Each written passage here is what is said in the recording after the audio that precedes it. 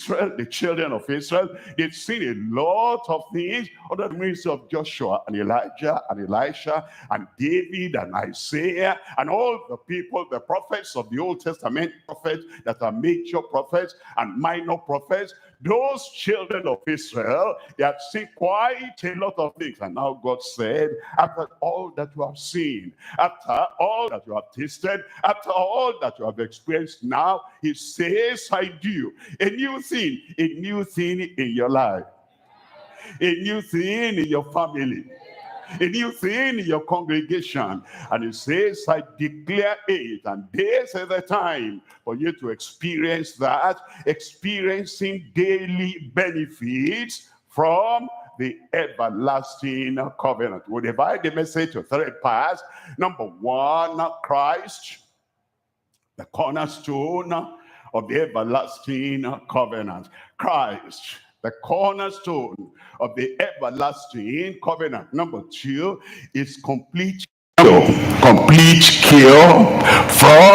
the Christ of the everlasting covenant. When it says complete cure, 1, it's entire, it's total, it's complete for your soul, for your spirit, for your body, for your life, for everything that concerns you. He perfects everything. He gives a complete cure from the Christ of the everlasting covenant. Number 3 is the consecration. How do we get into that? How do we experience? How do we have that? How do we possess that? How do we make sure that all the promises of God are fulfilled in our lives? How do you make sure that all the provision of Calvary is given unto you? How can you be sure that throughout the year, for the rest of your life, you can have the provision and you can have the perfection, the completeness of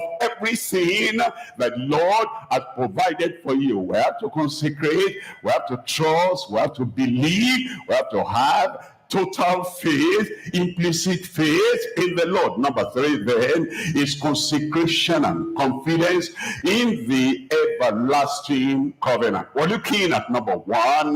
Number 1 is Christ, the cornerstone of the everlasting covenant. Look at Isaiah chapter 28, and I'm reading from verse 16. Isaiah chapter 28, we're looking at verse 16. It says in verse 16, therefore, thus says the Lord God, behold, I lay in Zion a foundation